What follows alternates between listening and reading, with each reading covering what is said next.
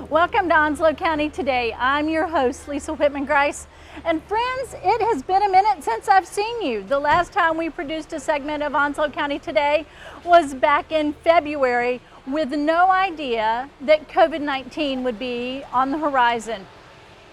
Well, we shut down production. We've all been working very hard together to make sure that we're keeping Onslow County safe. Our health department, our Department of Social Services, Emergency Services, Public Safety, our airport where we are here today. It's all about keeping one another safe and healthy. Today we're going to venture out to the Discovery Gardens and visit with our friends at Cooperative Extension. We'll also have our very first virtual Onslow County Today interview with the staff from the Onslow County Public Library, and we're going to walk through Albert J. Ellis Airport. Friends, this is the 20th anniversary of Onslow County Today. I could not be more grateful for your time and for this opportunity to celebrate Onslow County. Welcome back.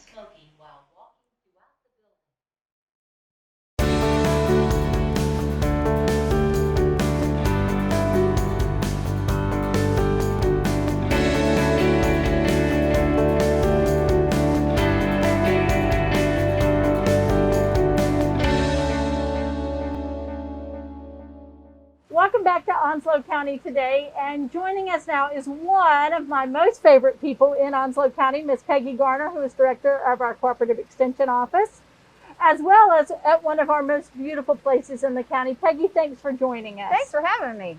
Now, I've said you're one of my most favorite people, but even we, as really close friends, are remembering to wear a mask. We can't ever emphasize that enough. True. And we're a little bit closer than 6 feet, so we're both being really super careful. Absolutely. Peggy, we know that when all this started back in mid-March, our office is closed to the public, but that did not mean in any way our services were closed or inhibited.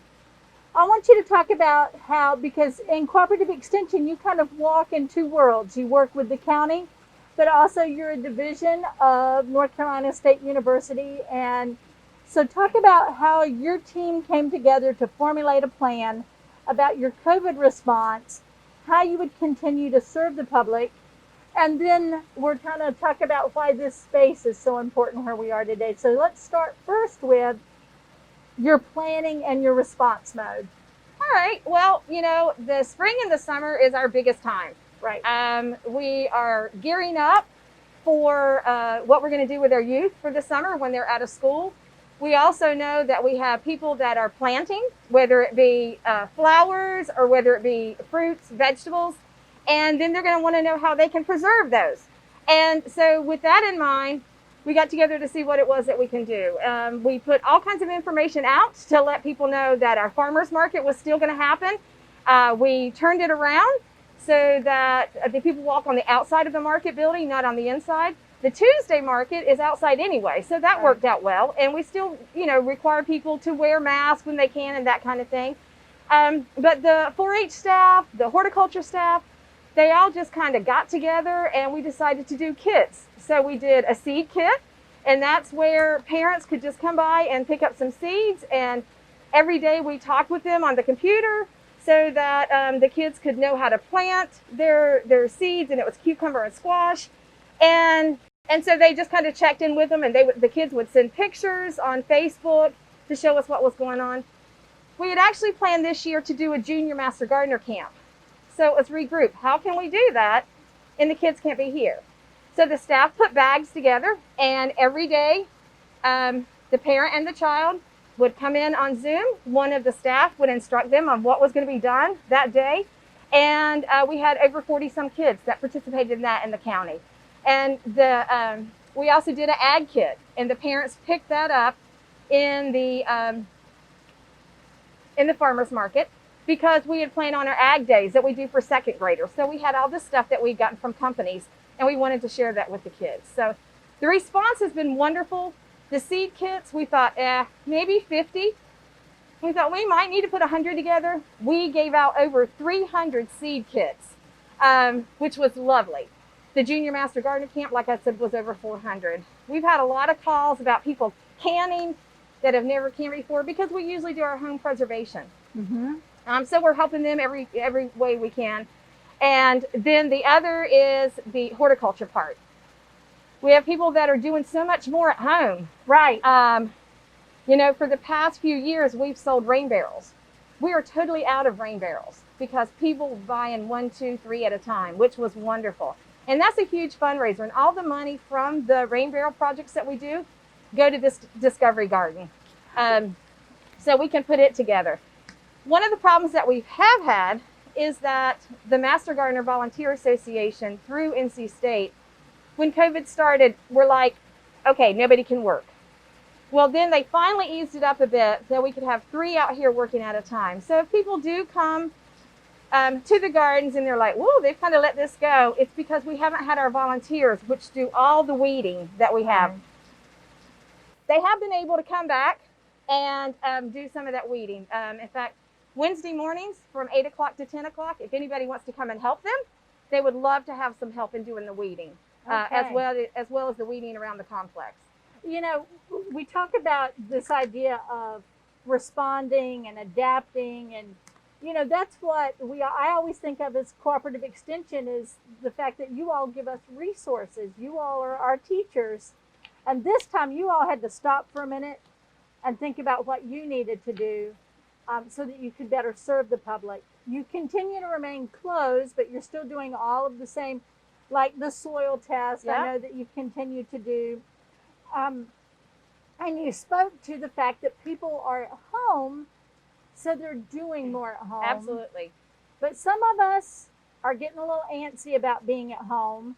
And so you have this beautiful Discovery Garden. What a great place to ground yourself, to reconnect. Can we talk a little bit about the beauty of this space? Because a couple of weeks ago, you shared a story with me about a dad and a little kid who were coming out here for a walk, and the first thing Dad did was put a mask on the little person first. So talk a little bit about how important green spaces like this are to us when we're a little bit tired of staying at home, so to speak. Well, you know, now that people are getting out a little bit more, a lot of the plants in the Discovery Garden are labeled. So if people are thinking about, well, we've got this space prepared, in our yard, we got rid of this, we cleaned up this place, that kind of thing. We want to do some plantings this fall. What can we do? What do we want to see? And so this is a place that they can come and see some plants that they could grow in their own yard and see what they're labeled, take a picture of that label, so then when they go to purchase the plant, or they can always call our office if they're here on the weekend or at night, call our office the next day or on Monday and ask, you know, where would be a good place that I can find this, that kind of thing. Is it something I have to order? Is it something I can get locally, or do I need to go outside of the county to get it? What kind of soil does it need? That type of thing. And just talk either to our horticulture staff, or we can even refer you to our master gardeners, because our master gardeners are even working from home. They help us put our kits together. They're answering the emails that we're getting about things that are going on in their yard, or things need identified, or what can they use to help make this grow, or so this doesn't grow, that type of thing. Well, really, this is a space for inspiration and meditation. Oh, yeah. Peggy, we want to make sure that people know how to reach you. We know that you all are going to continue to answer questions, to be here in one capacity or the other. Let's give everybody your contact information, please. Okay. The best thing for them to do is just to call us at our office number, which is 910-455-5873. That's 910-455-5873. What's happening at the county complex is that if people need to see us, they just come in, and the receptionist of the building will call us, and we come out to meet them. We do ask that people come in with a mask on, as well as we will greet them with a mask. If they want to pick up soil sample kits, they can do that. We have those in the foyer of the building. All they have to do is just walk in, and the kits are right there. Okay. If they have soil sample boxes to turn in for us to send to Raleigh, we have a tote there that they can put those in as well. So no contact, physical contact, can provide everything conveniently for them. And as always, you all are providing information and education and knowledge so that our lives are better even in trying times. Yep, and we are definitely trying, that's for sure. Well, Peggy Garner, as always, thank you. Thank you for providing us with this beautiful respite We're going to continue to wear our mask. Of course, we know you're wearing your black and your red and your white for NC State. Yes. And so we celebrate what the NC State University and Cooperative Extension is doing statewide. We direct people to your website, and always they can call that main line. And just thank you for what you're doing for the people of Onslow County. Hey, it's our pleasure. We live here too, and so we want to make it the best place that we can.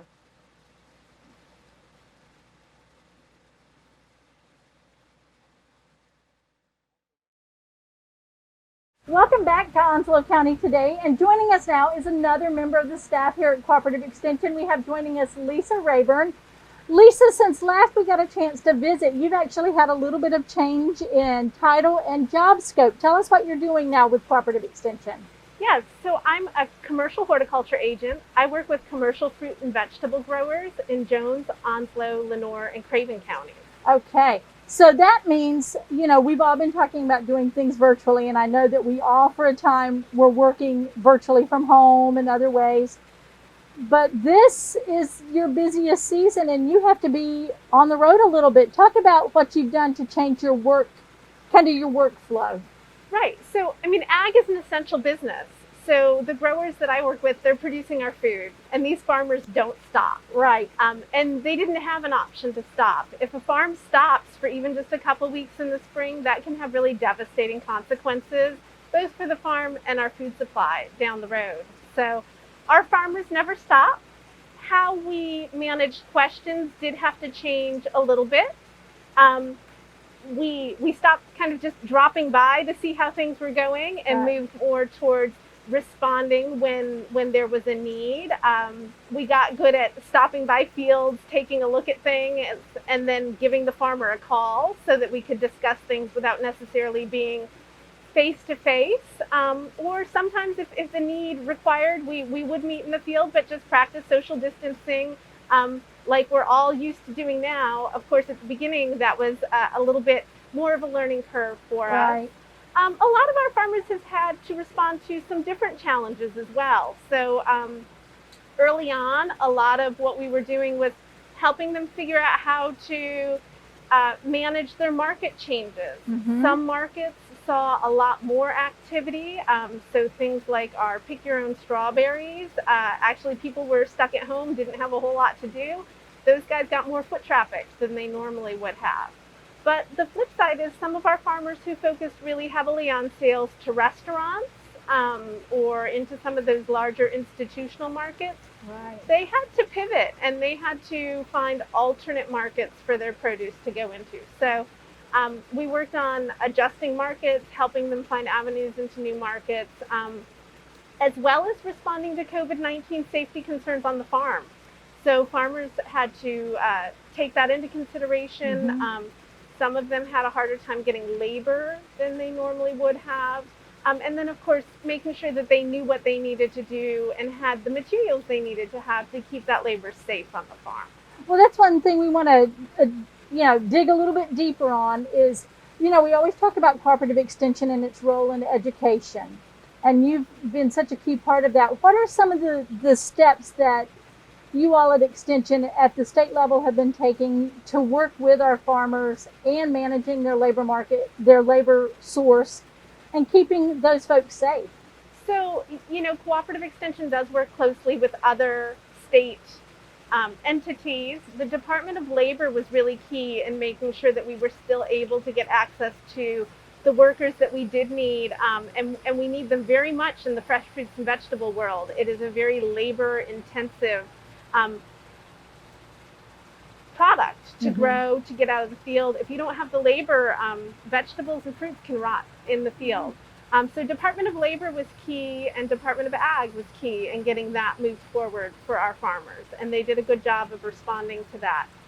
We had excellent support from NC State and our specialists there. Ben Chapman, who focuses on food safety, as well as a lot of the people who work in the food safety side of the equation, helped come up with guidelines so that when pick your own strawberry growers or farm stand operators called and said, does this mean I have to shut my business? We were able to tell them, no, you are an essential business. These are the steps that you want to take to keep yourself, your workers, and the people who are coming to your business safe. So we covered a lot of the basics of sanitation, identifying those high-touch surfaces, how they could manage social interactions in those spaces to help prevent the spread of the virus. And the other thing which we've had a lot of conversation about is certainly the wearing of masks, and the provision of masks, because when you have a large labor force, you have to make sure that people have the equipment that they need. Right, and early on that was hard to find, and certainly if you had a grower who had, some of them have tens or dozens, or in some cases hundreds of laborers, how do you make sure that they have access to masks? We were very lucky that the county emergency operations centers were provided masks from the state, and so we were able to distribute those masks within each county to farmers who needed them. And so in some cases on the farm, it is possible to social distance. If you stay a row apart in a strawberry field, you're probably going to be pretty close to 6 feet apart. But there are other times, certainly on the back of a planter, working in a packing shed where you're washing produce on the line and putting it in boxes, social distancing simply may not be possible in those areas. And so those masks that the counties were each able to provide through the state were really critical in getting them out there to the farmers, making sure they had access to that PPE so they could keep producing the food while helping to slow the spread of that virus between workers. Well, I think about the broad range of work and information and the lives that you all touch. And beyond working with our commercial growers, you also have a new program that you're working with, Lisa. Tell us a little bit about your vets in agriculture. Yeah, so we're participating in the Agvet program. This is a partnership between the Veterans Employment Base Camp, which is located out of New Bern, Mount Olive, and North Carolina Cooperative Extension, particularly our NC Farm School. And what we're doing is we are providing a series of trainings. Normally we provide these trainings face-to-face, but we're doing it a little differently this year. We are going to Zoom, which has been we're a little sad to miss that face-to-face part, but it also provides us an opportunity because we're no longer limited by geography. Right. We can open up this farm school to vets throughout our region who might want to participate. And the purpose of the Agvet Farm School program is to provide veterans, whether they're active duty, retired, dependents, an opportunity to explore farming and developing a farm business. Now, when we talk about working with that veteran community and developing a business, it's really beyond that, isn't it? I mean, you're talking about the sense of when I've served my country and I've come home, I need something. I want something. And so what have you encountered in the early days of this program? Well, so a lot of times what it is they know they want to do something, but they don't know what that something is, and they don't know what they could actually make a business out of versus simply having as a hobby. And so our purpose with the farm school is to actually step them through the process of understanding what makes a successful business enterprise, what do they need to know to develop a business plan, and then we actually walk through different things. So one of the things we'll do is evaluating farmland and its suitability for agriculture.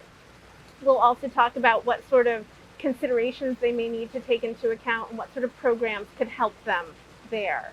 Then we'll also talk about things like raising small ruminants, sheep and goats.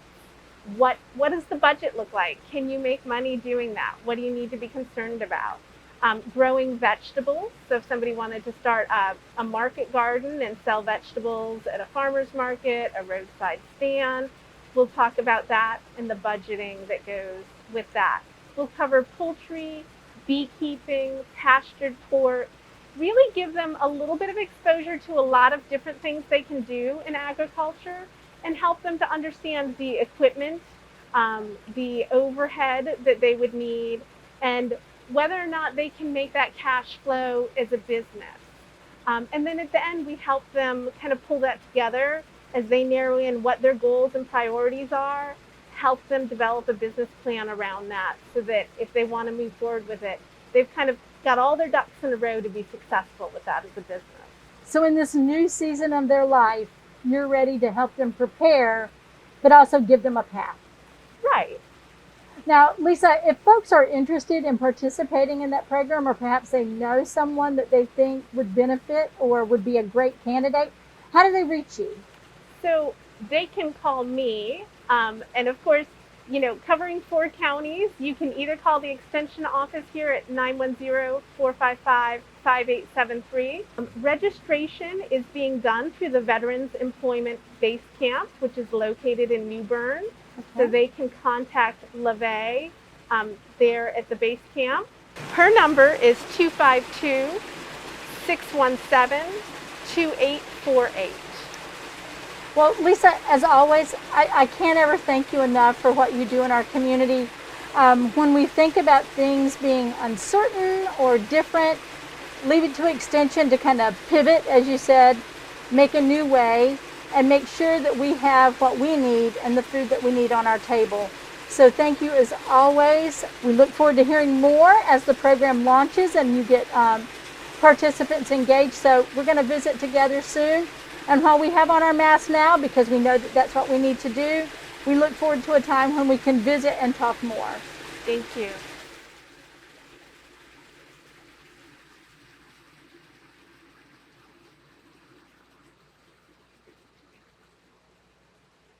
Welcome to our very first virtual Onslow County Today.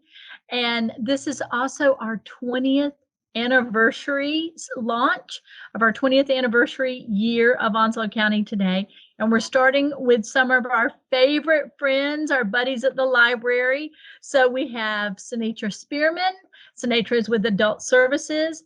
Matt Mano with Youth Services. Tasha Wilmore also with Adult Services and Programming. And then Virginia March, our library director. Guys, welcome. Everybody. Hey. We're all learning in this. COVID has been a life lesson at so many levels. And we always talk about going to our library for resources. So we came to you all today to talk about how you have been working with our community and helping our community, all aspects from the very beginning. Since March, you guys have really not stopped serving our public. Virginia, as a director of the library and bringing your team together, talk about what that has meant and the collaboration that you all have done. Like you mentioned, Lisa, the library staff has been in the library the entire time during COVID. We did have to close the facility for some time. That was in response to COVID and making sure to reduce the spread of germs and the virus. But throughout that, we've always been providing services. One of it has been curbside services. Curbside, people ordered their material online. They give us a call during the designated times and then would bring it to their vehicle for them. Now, and you did this at all 4 branches. This wasn't just centralized at Main Branch. This was throughout the county.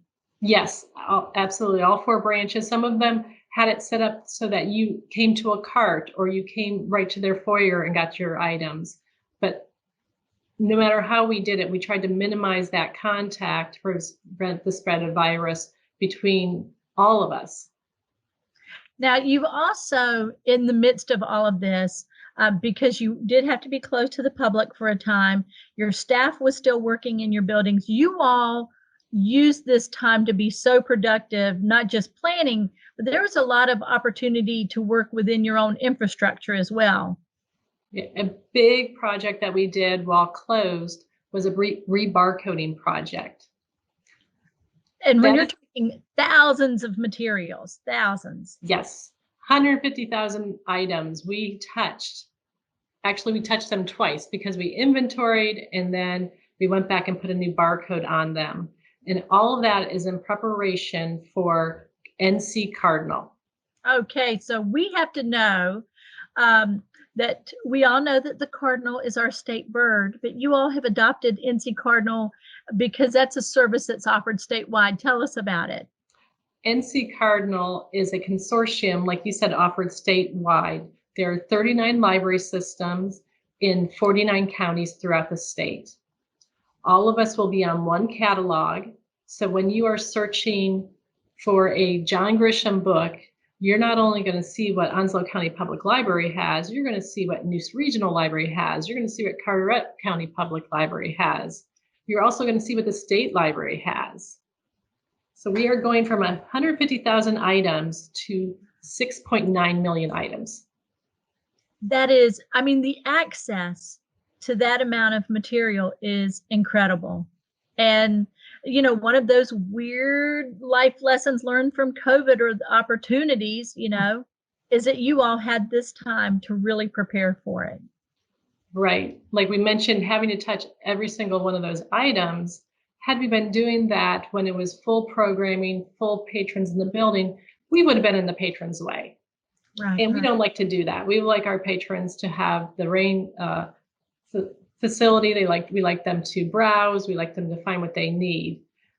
So being able to do that during COVID, unfortunately, we're not all happy that we were closed because of COVID, but we're glad to be productive and being able to get that task out of the way. And now we're ready for come later this fall when we get to go to NC Cardinal. Very good. Now, you mentioned your patrons, and you all have begun opening limited hours, growing those hours as we continue to monitor the impacts of COVID locally. What precautions have you all been taking? Because we've had some time to plan for this, and again, you're dealing with such a broad range of patrons, from our little bitty, our youngest citizens, to our senior population. You all have taken all kinds of precautions. Talk about that a little bit for us. Right. We want to take the precautions that are not just necessary to protect the patrons, but to protect our staff. Sure. So we have the sneeze guards in place, which we are seeing, you know, at many of the places that we frequent. We are asking everyone to wear the facial coverings. Staff are also wearing facial coverings. And if someone walks in and they don't have one, they forgot it at home, we do have some that are available for them to use. Okay. And then they can take it, keep it in their car for the next time. And we have to mention there again, I mean, I would be remiss if I did not talk about the face covering factory that was the Onslow County Public Library. You all made thousands of masks for the community, for our other county employees. It's been amazing to watch. And you all, you know, there were no idle hands at the Onslow County Public Library. No, there were not. Thank you for mentioning that. But yes, we made no-sew masks so that the different departments can provide them to the citizens. And then we've also sewn masks with the elastic loops to provide for not just our staff, but other staff throughout the county. So staff who didn't even know that they had sewing skills now have sewing skills. You can always learn something new at the library. Absolutely.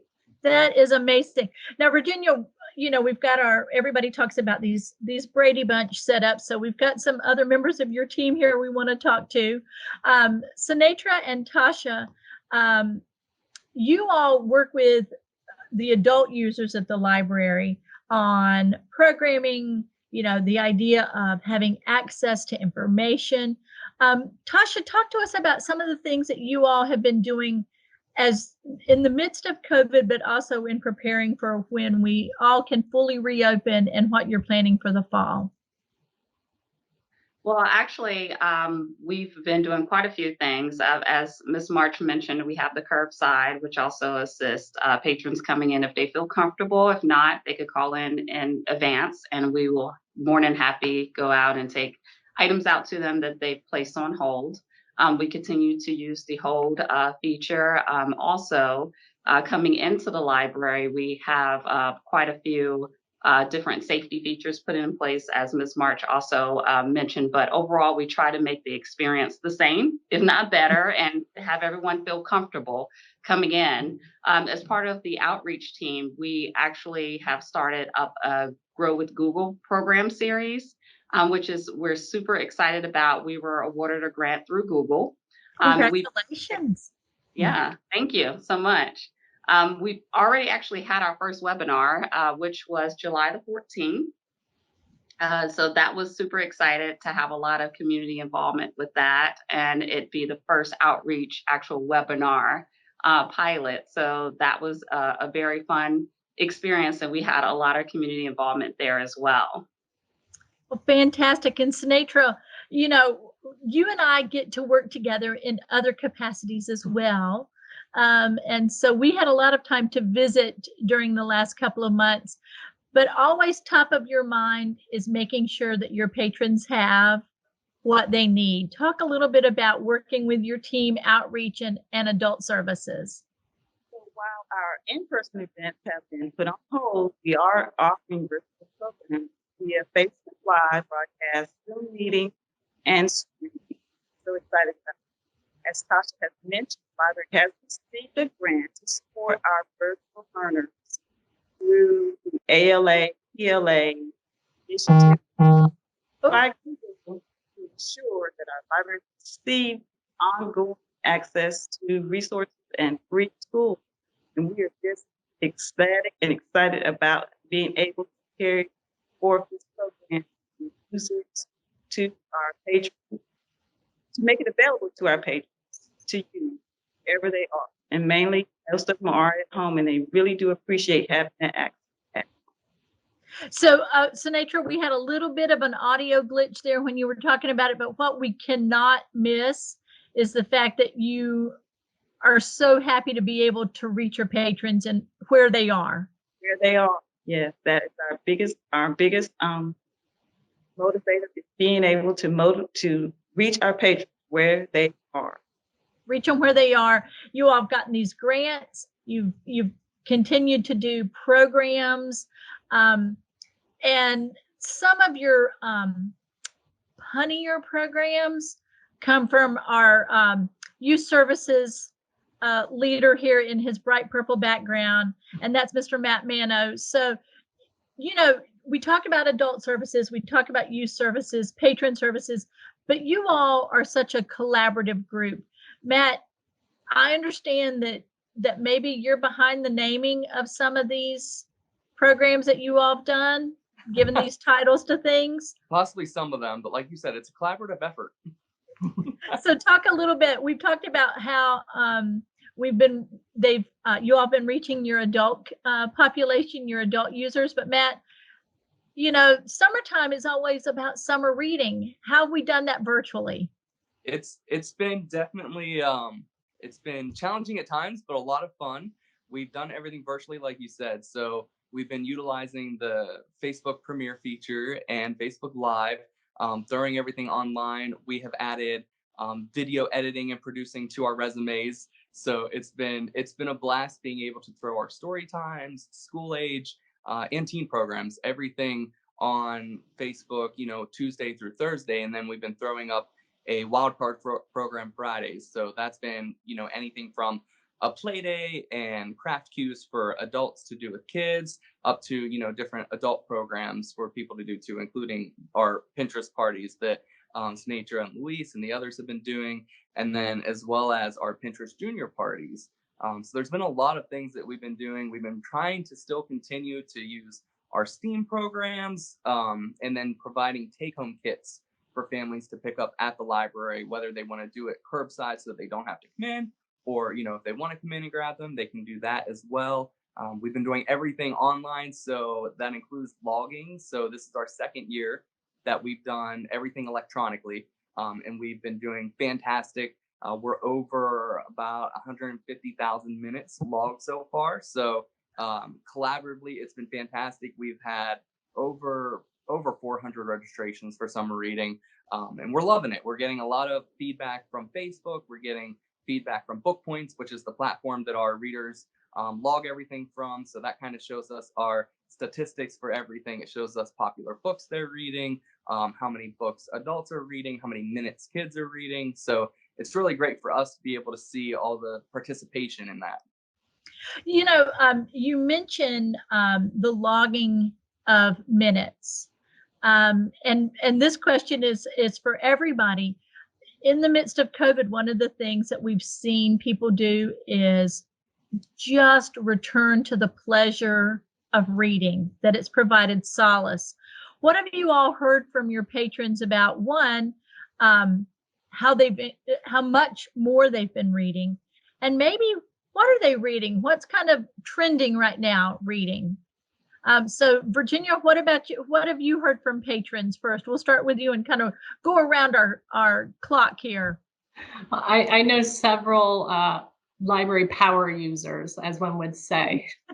So they really have been enjoying the little bit of the disconnect, I guess, from our other responsibilities, which have been canceled due to COVID. Some of the professional organizations or meetings, or they even have that extra time from not having to travel to meetings. If they're doing it via Zoom, they have that extra time. So some of the titles that have been really coming up, quite a few fiction, but also nonfiction.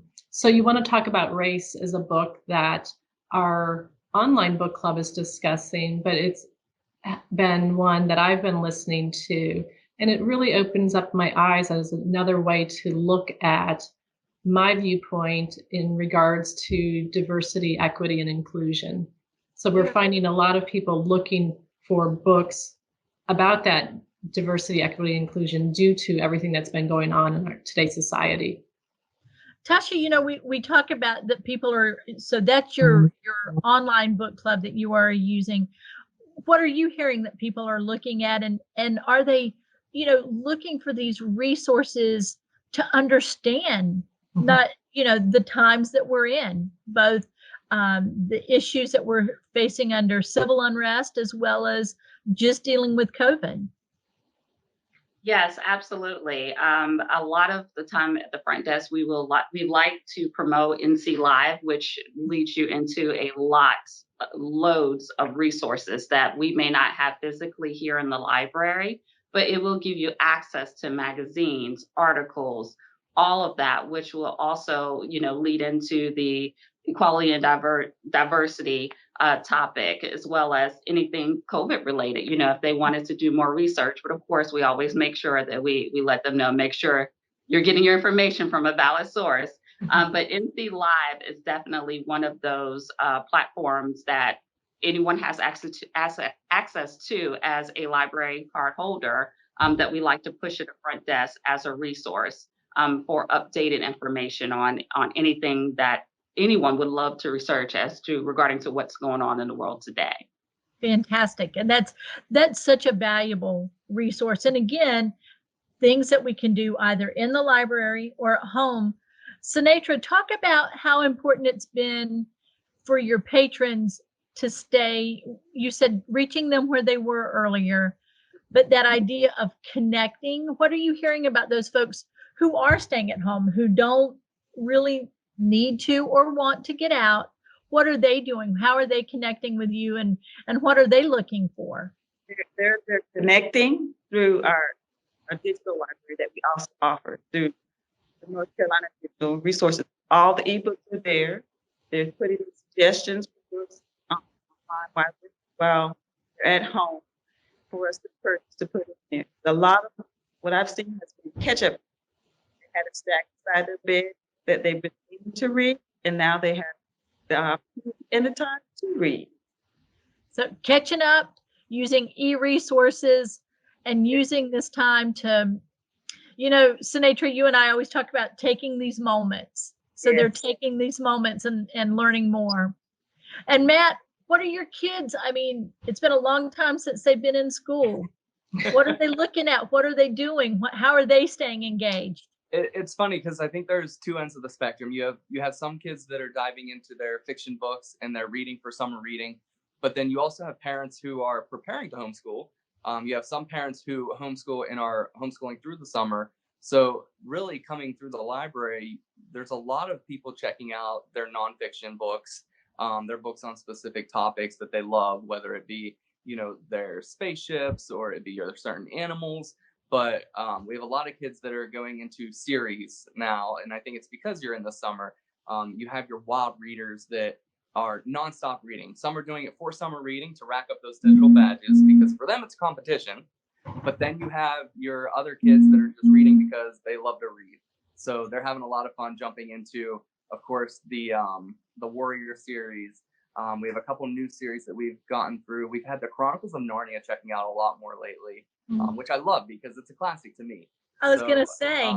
So really, though, there's a vast array of everything that's getting checked out. And like I said, I think it's because you have some of your families that are, kind of diverting towards that homeschool, or at least, with the Onslow Virtual Academy starting and whatnot, there's going to be more people having kids at home. So I think they're kind of utilizing, or at least seeing what those resources are that they have, the different types of books that we have here. So I can see us definitely probably beefing up our collections to help our public patrons. Well, coming to your patrons where they are, regardless of age, regardless of geography, they can reach you all in virtually or in person. Virginia, as we kind of close out, what would you remind our viewers about using the library? And then what would you say about your team, your staff there at the library at all of your branches, and what they've done, and not just being collaborative, but so very creative? I'd just like to let our patrons know, our citizens know, that the library is open. Give us a call, because if you don't feel comfortable coming in, we'll find out a way to get the resource to you. Just reach out, because we're here to serve, like you said, in person or virtually. We want to do it because we like to be able to connect people to resources. And that's one of the most important parts of our mission. My staff's been amazing throughout this. Like you said, they all learned how to make masks. They have been adaptable. They helped with the Citizen Phone Bank early on. Some of us went and packed food during the food distribution. Other staff went and worked at some of the other departments. No matter what project we brought in front of them, no matter what problem, they were solving it. And yes, they had the same anxieties and concerns that all of us have, that our community has, but they have been resilient in serving the people, making sure that people, when they leave the library, or when we hang up the phone, that we've helped hopefully solve their problem and made their day better. Well, if you need it done, ask a librarian. So thank you all for everything. Thanks for being our very first Onslow County Today virtual guest. Again, we go to the library, go to the source. I appreciate your time, and thank you for all that you're doing. I look forward to seeing you all in person, but we're going to all be wearing masks when we see each other in person. Yeah. Thanks for everything, guys. Thank you. Lisa.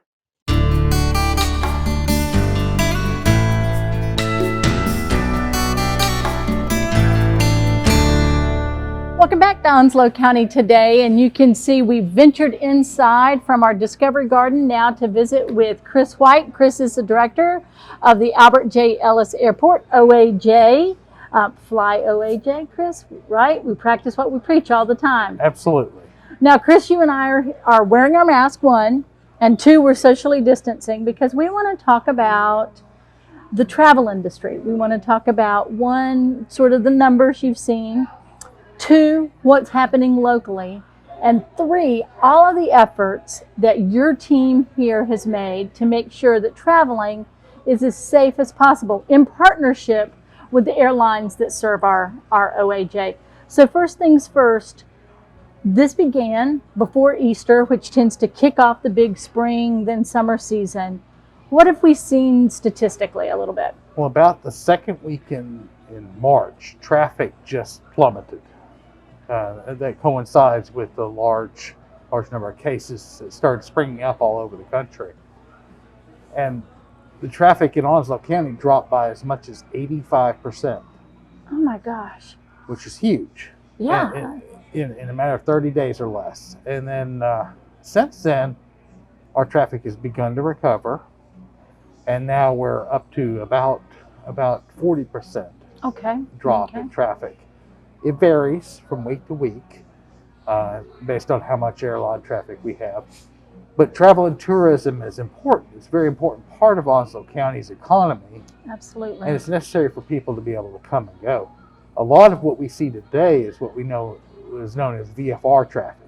Okay. People visiting family and relatives and friends and so forth. Right, right.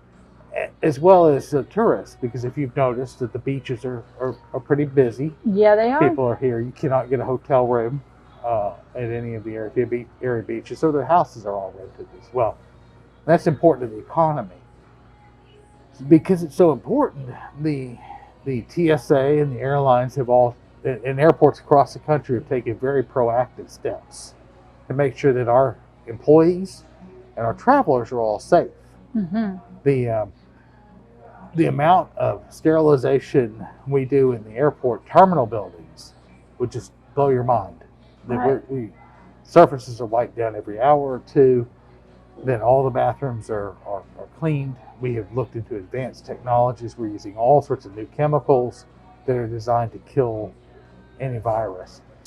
And to our knowledge, we've not had any outbreaks of travelers or employees that have the coronavirus at OAJ. But there's a lot of things that you can do to help yourself Mm-hmm. and to prevent yourself or anybody you're traveling with from getting the virus as well. So, Chris, you've been in the industry a long time, certainly. Mm-hmm. When we look back historically, talk about how the airline industry is designed really to weather these kind of events. I mean, there have been other situations, certainly. We all think, most notably, 9/11. But the airline industry itself is sort of constructed, has this infrastructure to protect its customers. Well, it can't turn on and turn off the spigot overnight, but it Right. can adjust its capacity. Mm-hmm. So you've heard stories of many hundreds of airplanes parked out in the desert. As much as 50% of the commercial airlines are parked in storage in the desert right now. The industry, they're used to good years and bad years. Right. That has happened all since the beginning of time. Shortly after September 11th, and then the Great Recession in 2008 saw declines in travel. Nothing on comparison with this. Wow. But they've been able to scale back. Mm-hmm. They've been able to essentially right size. And as you say, have these plans in place. So in response to this, regardless of the size of the airport or the airline, it's about keeping passengers safe first and foremost, staff and employees safe, and then certainly keeping the industry, fluid and ready to go when things return to normal. And very responsive. They're very responsive. Yes. As they learn new things from the CDC, they're in constant consultation with the CDC, with FEMA, with DHS, with WHO and the ICAO on an international standard to try and make sure that they comply. Because these airlines that fly internationally have to understand what the local laws are in the country that they fly into. Even though most international flights, most international air travel is down right now, it's not completely stopped. Right. So we're still tracking that things. So the airlines have to be prepared. So if you think about it, airplanes today, they already have HEPA filtration systems built into them. Mm-hmm. They are designed, because people have always had these concerns, Right.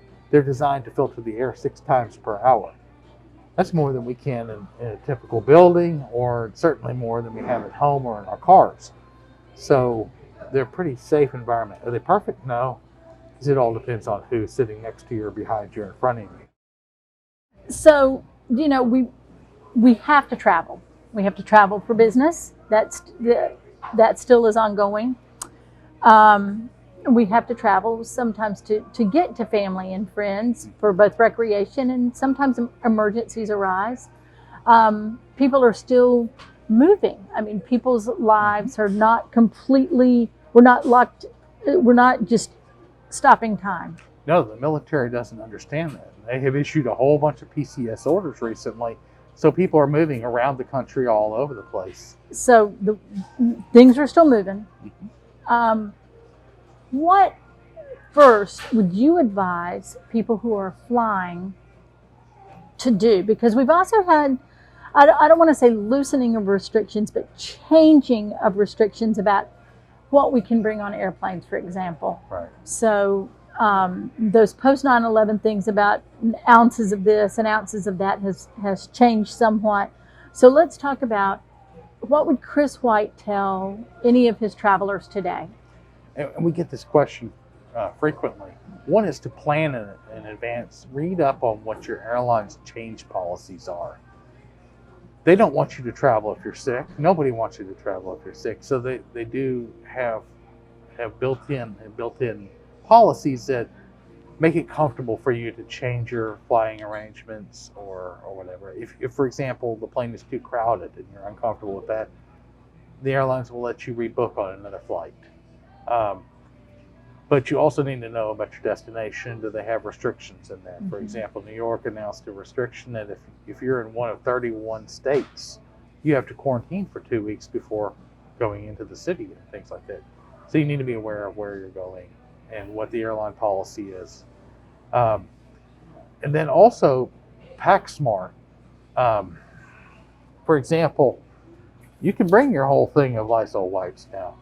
Clorox wipes. You can bring the whole thing with you. In your tote, in your carry-on. Yes, there's not a 3-ounce restriction like there had been in the past. The same thing goes for hand sanitizer. You can get small things of wipes as well. You can bring up to 12 ounces of hand sanitizer now. Pack extra masks. If you forget your mask and you show up at the airport, you'll be given a mask. Making every accommodation. Right. The 3-1-1 rule, the 3-ounce rule, as you refer to, is still in place, but there are exceptions. There have always been exceptions. For example, nursing mothers have exceptions, but the hand sanitizer does change that, allows you to bring larger hand sanitizer with you. But also give yourself distance within the terminal building. As you and I are sitting 2 seats away, the same thing would apply when you're waiting in a waiting room. Same thing would apply no matter where you're going, whether you're sitting in a restaurant or anything. A lot of it's common sense. If someone appears ill around you, try and avoid that person, and try not to stay with crowds in any of the buildings like that. Always wear a face covering. Whether you agree with it or not, it protects you and it protects other people, and it also protects the economy. Right. Because without this, the economy is going to falter. Well, touch your face. Touch your face. Use your hand sanitizer frequently and things like that. All the same sorts of common sense things that the health professionals have been telling you. What are you hearing from your travelers as they're coming from other places, as they're leaving? What are they sharing with you and with your team here at OAJ? Well, they're cautious. They're cautious, but they're generally pretty optimistic about where the state of the country's going. You can see we have travelers throughout the facility. Some are wearing masks, some are not. But when they board the airplane, you have to. You don't have a choice but to wear a mask. Right. In Onslow County, we have one of the lower per capita infection rates, so that does help us here. But it also creates some complacency, because if you are traveling to an area that's more densely populated, it might have a higher incidence. So.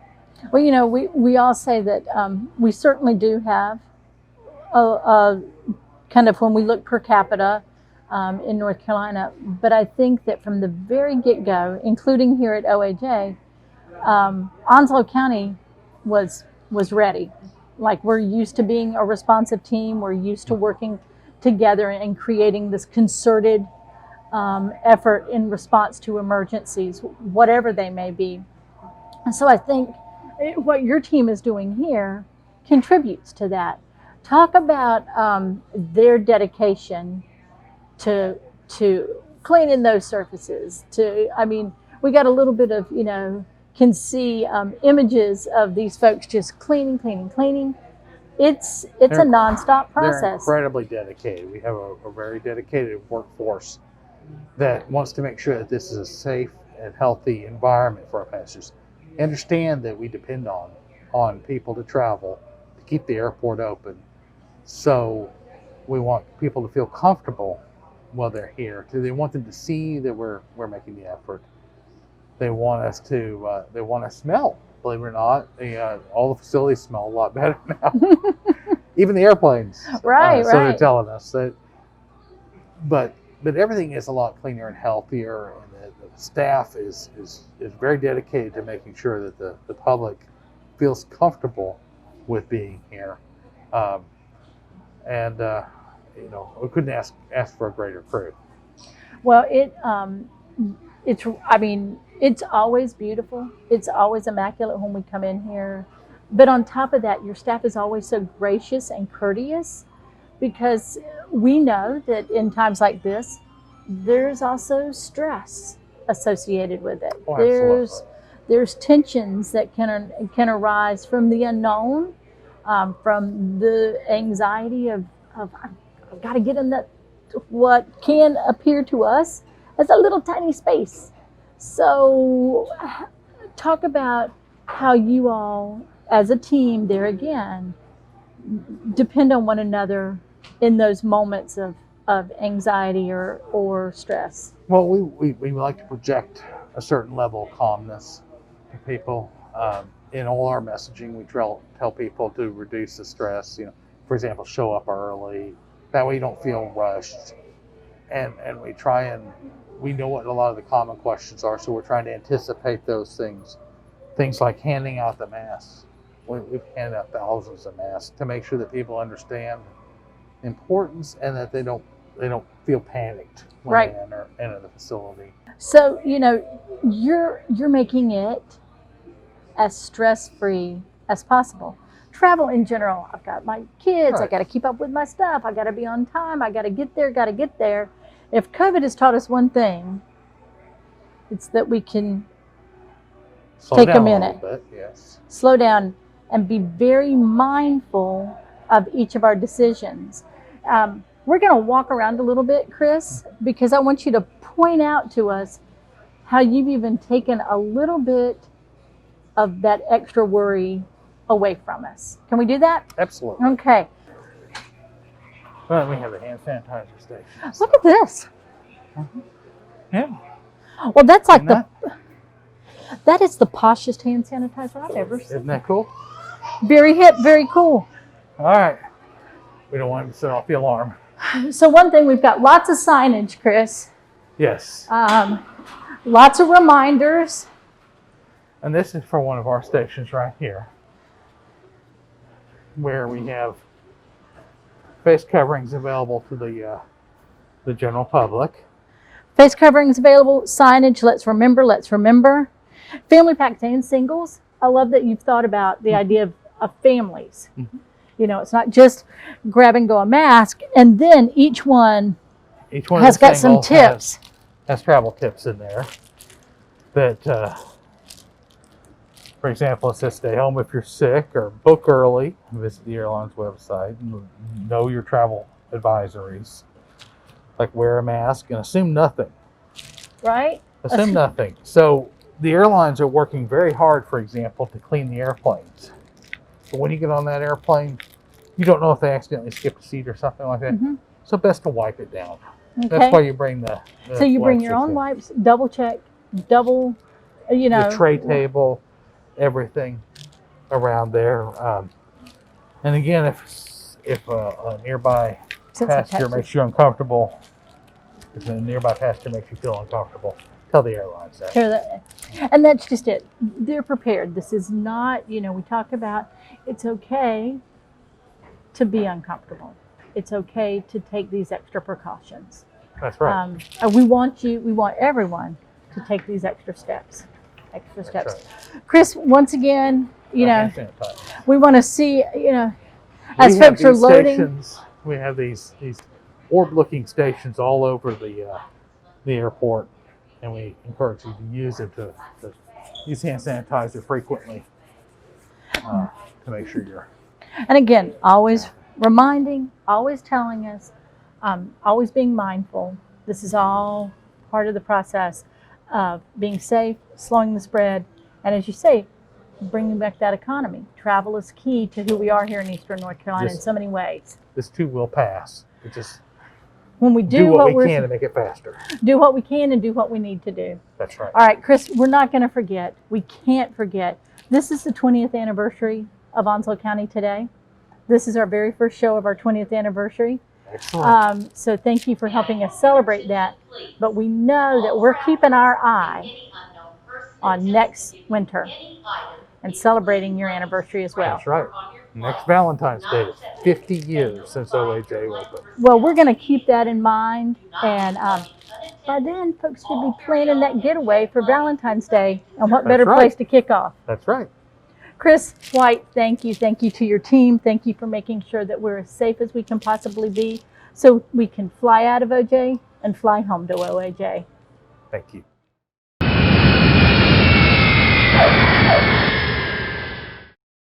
As always, we want to thank you for joining us for Onslow County today.